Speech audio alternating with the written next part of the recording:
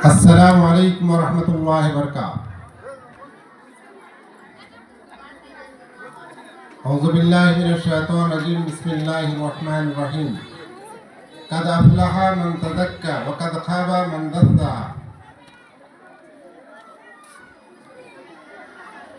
আজিজাম secretary Jahangir Alam ও আজিজাম headmaster Abdullah সাহেব এবং অন্যান্য শিক্ষক বৃন্দগণ এবং মাদ্রাসার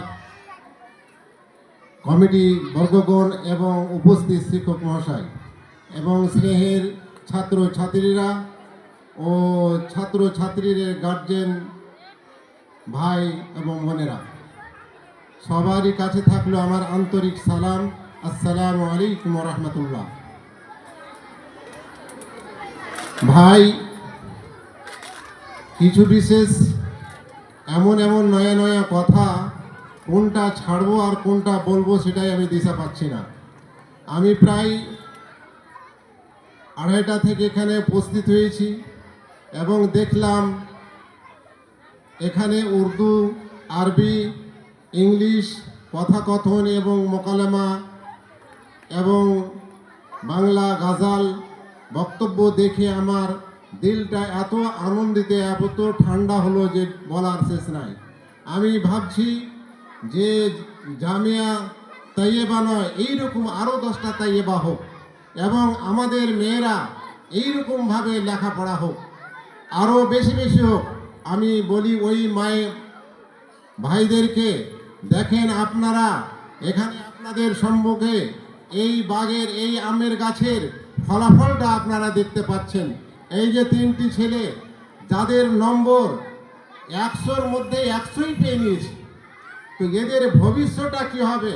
আমি বলছি এই খাস করে সমস্ত ছেলের মধ্যে থেকে সবকে বলার পর এই 3টি ছেলেকে, এদের যারা গার্জেন আছেন এবং যারা ওনার চাচি মা বা দাদি কেউ আছেন, এই ছেলে 3টাকে বা মেয়েটাকে আপনারা লক্ষ্য রাখবেন।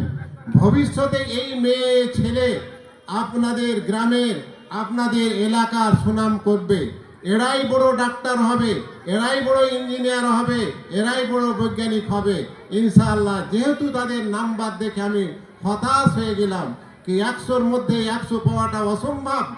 আর তবে আপনাকে জানতে হবে যে এই মাদ্রাসা না এই জামিয়া তাইয়েবার মধ্যে কেমন লেখাপড়া হয়। ভাই বন্ধুগণ, আরও একটা কথা বলি যে কোন দিক ছাড়বো। একটি কথা আপনাদের সম্মুখে বলে, শিক্ষিত যদি হন আর না হয়, আল্লাহ বলছেন হালিয়াস্তাবিল্লাযীনা ইয়ালামুনা ওয়াল্লাযীনা লা ইয়ালামুন। অনেক কথা আছে, যারা শিক্ষিত এবং অশিক্ষিত এক সমান হয় না। এবং যারা আমার মা বোন যারা এই ছেলে মেয়েদেরকে ভূমিষ্ঠ করেছো বা জন্মাচ্ছো বা তাদের পরিষেবা দিচ্ছ, তারা কতটুকু লেখাপড়া আমি জানি না, আপনারাই জানেন। কিন্তু এই রকম যদি আপনারাই পরিবেশটা পেতেন, এই জামিয়া তাইয়েবা পেতেন, মনে হচ্ছে যে আপনাদের অন্তরটা ফেটে যাচ্ছে ছেলে মেয়েকে দিয়ে। আমরা হয়তো আরও বেশি নাম্বার পেতাম বা আমরা চেষ্টা করতাম। দিলের মধ্যে অনেক কিছু আপনাদের গাইছে বা হচ্ছে, এটা আমি বুঝতে পারছি। তো যার যতটুকু নসিবে হওয়া সেটুকুই হয়েছে। কিন্তু যখন আপনি আমের গাছ লাগাতে পেরেছেন, ফল দেখতে পাচ্ছেন, এই ফলটাকে আপনি এহানত এবং খেয়ানত করবেন না এবং হেও মনে করবেন না। এরা ছেলেপেলে আমাদের ভবিষ্যতের জন্য সম্পদ। এবং দেখেন এই ছেলেপেলেগুলো যদি আমাদের মানুষ হয়ে যায়, তো আমাদের সমাজের মধ্যে, দেশের মধ্যে, বাড়িঘরের মধ্যে, গ্রামগঞ্জের মধ্যে, অঞ্চলের মধ্যে, জেলার মধ্যে আমাদের শান্তি আসবে। তার একটি ছোট্ট আমি উদাহরণ দিচ্ছি। আপনারা জানেন বা শুনেছেন, আমাদের এই সব ছেলেরা জানে যে যারা তারিখ লেখে তাদেরকে মুআররিখিন বলা হয়, মুআররিখিন বলা হয়। তার মধ্যে একজনের নাম হচ্ছে ইবনে বাতুতা।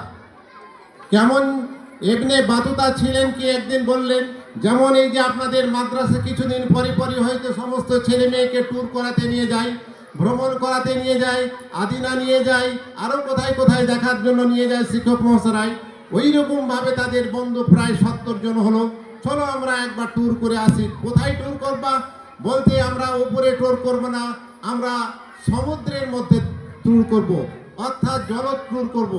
এবার যাওয়ার দরকার ছিল, যাওয়ার দরকার ছিল রোশনগঞ্জ, কিন্তু রোশনগঞ্জ না দিয়ে চলে গেছে একদম ধরেন কি যে কোথায় কাতলামারি চলে গেছে। রাস্তা কিন্তু ভুল হয়ে গেল। যখন ভুল হয়ে যাওয়ার পর রোশনগঞ্জ যেতে তো আমাদেরকে মাত্র 5 টাকা খরচ, এবং ওই কাতলামারি যেতে আমার 15 টাকা খরচ। 10 টাকা কোথায় পাবে, বা 10 দিনকার খানা কোথায় পাবে? তাদের কাছে কোনো সম্বল বা টাকা পয়সা ছিল না। সেখানে গেল, একটি দেখতে পেল যে বিরাট বড় সমুদ্রের পাশে একটি জঙ্গল, এবং ওখানে তখন যখন তারা আশ্রয় নিল, তখন তারা নিজেরই অনুভব করতে পারলো নিশ্চয় আমরা রাস্তা ভুল করেছি। না তো এই যে আমাদেরকে আসার সময় লাগতো 2 দিন, সেখানে 5 দিন হয়ে যাচ্ছে, আমরা নিশ্চয়ই ভুল করেছি। তাদের এখন তো আর কোনো খাওয়া দাওয়ার কোনো ব্যবস্থা ছিল না, তাদের কাছে ওই রকম কোনো টাকা পয়সা ছিল না। সেখানে কিন্তু সমুদ্রের উপকূলে কোনো দোকানও থাকে না। এবার দেখতে পেল একটি হাতিকে। হাতিকে সবাই চেনেন। হাতি তখন কি করলো, ছোট্ট বাচ্চাকে দেখে এমনি বাতুতা এবং তার 70 জন বন্ধু বলছে এই বাঘটাকে, এই হাতিটাকে ধরো, ধরে আমরা জবাই করে সবাই আপাতত যান বাঁচায় খেয়ে নিই। কিন্তু তার মধ্যে একজন, আপনি যার কথা বলছি তারই কথা, এমনি বাতুতা তখন বলছে আমি ছিলাম কিন্তু তাদের মধ্যে একটু জ্ঞানী গুণী মানুষ, বা কোনটা হালাল কোনটা হারাম এবং ভালো মন্দ, এইরকম যেমন আপনাদের ছেলেমেয়েরা ভালো মন্দ তফাৎ করতে পারছে, এইরকম কিন্তু এমনি বাতুতা তফাৎ করতে পারলো। তাদের মধ্যে 69 জন কিন্তু সবাই ওই হাতির গোশকে খেয়ে নিল, কিন্তু এমনি বাতুতা খেলো না। এবং কিছুক্ষণ পরে হাতি এসে এবং তখন তার বাচ্চার জন্য হুঙ্কার মারছে, ডাক দিচ্ছে, কিন্তু বাচ্চা আর চালা করছে না। দেখছে এখানে অনেকটি লোক শুয়ে আছে, এবং দেখছে হাতির হাড্ডিগুলো পড়ে আছে, হাতির চাম পড়ে আছে, হাতির পা পড়ে আছে। দেখে দেখে তো হাতির মন খারাপ, যে হয় না হয় এই 70 জন আমার বাচ্চাকে খেয়ে নিয়েছে। এবার তখন করলো কি, এমনি ওই হাতিনি তখন করলো কি, জঙ্গলের মধ্যে ছুটলো, এবং তাদের পাল শুধু এক নয়, সেখানে 200-500 হাতিকে নিয়ে চলে আসলো। যেমন আমরা এই জায়গাতে স্টেজের মধ্যে আছি, চতুর্দিকে আমাদের বিল্ডিং এ ঘেরানো আছে, 3 দিয়ে আমরা যদি মেন গেট বন্ধ করে দিই, এখানে যদি কোনো দুর্ঘটনা হয়ে যায় আমরা কিন্তু পালাতে পারবো না। হাতি সবাই এক এক করে টাটির মতো ঘিরে নিল। এবার ঘিরে নেওয়ার পর তখন এক এক করে হাতি করলো কি, একজনের পায়ে পা দিয়ে আর একজনের হাতির সুর দিয়ে খালি ফড়ফড় করে ফিরে চলে যায়। সবাই চিৎকার করো, কেউ কারোর চিৎকার শোনে না। করতে করতে কি করলো, 69টা লোককে শেষ করে দিল হাতিতে। এবার হাতি যখন একজন থাকলো, এবং এমনি বাতুতা থাকার পর বলছে একজনকে কিছু করলো না, ও নৌকা নিয়ে যাবে না নৌকা চালাবে না কেমন করে পার হবে। হাতি যে হেড হাতি ছিল, বড় হাতি মালিক হাতি ছিল, তাকে কি করলো, হাতি তার সুর দিয়ে তার গর্দনে উঠিয়ে এলো, মাথায় উঠিয়ে এলো, এবং সমুদ্রে পার ওই কাতলামারি থেকে আবার পার হতে হতে এই চরকিতে এসে পৌঁছলো। এবার তখন বলছে কি ভাই তোরা অনেক দিন হলো যাওয়া, সেখানে তোদের আজকে 15 দিন হয়ে গেল, 5 দিনে আসার পর 10 দিন তোরা তুই কোথায় কি করছিলি? সেই ছেলেটা বোকা হয়ে গেছে, চালাই করতে পারছে না, কি বলবো, হতভম্ব হয়ে গেছে। ওদের 70 জনের চোখে দেখেছে কেমন করে ফটফট করে ফাড়লো, কি চিৎকার করলো, কি করলো, সব দেখে হতাশ হয়ে বোবা হয়ে গেছে। এবার বোবা হয়ে যাওয়ার পর তখন কিছুক্ষণ পর বলছে কি ঘটনা, তখন আস্তে আস্তে যখন 2-1 দিন সুস্থ নেওয়ার পর তখন বলছে ভাই আমি প্রথমেই তাদেরকে বলেছিল হাতি কিন্তু মুসলমানদের জন্য হারাম, কেউ কিন্তু হাতি খেয়ে না। এবার কি করলো, 69 জন হাতির গোশ খেলো, আমি কিন্তু মরে যাওয়া খেলাম না, আমি ওই রকম না খেয়ে থেকে গেলাম। এখান থেকে তখন আমরা বুঝতে আমি বেঁচে গেলাম। তারপরে কি করলো, এক হাতি এসে আমাকে আবার ছুঁড়ে উঠিয়ে গর্দনে উঠিয়ে ওই কাতলামারি থেকে আবার এই চরকি গ্রামে এসে পৌঁছে দিল। এবার যখন এই কথাগুলি বলার পর তখন সে তখন বাঁচলো। এই ঘটনা থেকে আমরা কি পাচ্ছি, যদি ওই রকম লেখাপড়া না থাকতো, ওই রকম যদি বুঝ শক্তি না থাকতো, কিন্তু ওই এমনি বাতুতা বাঁচতে পারতো না।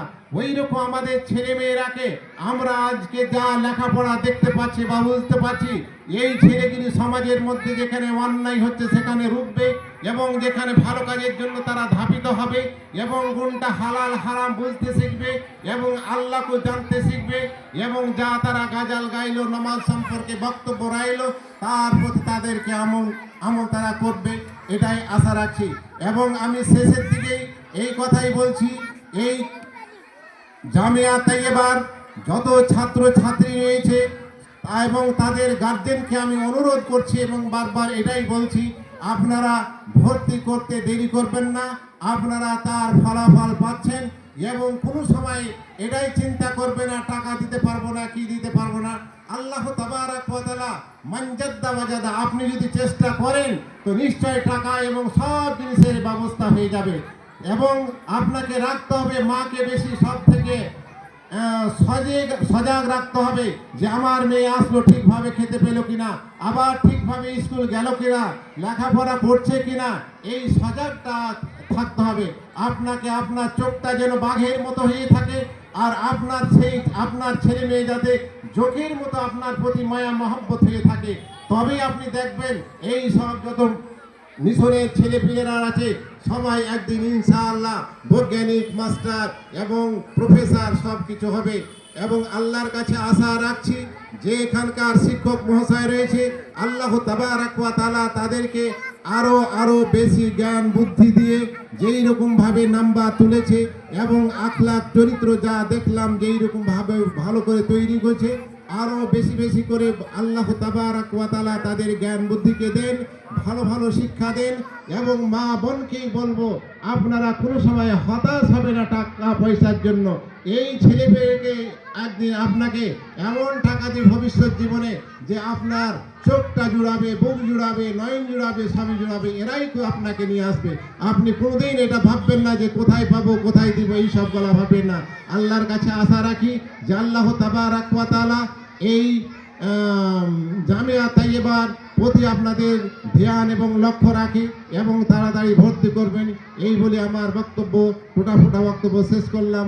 ওয়া আলাইকুম আসসালাম।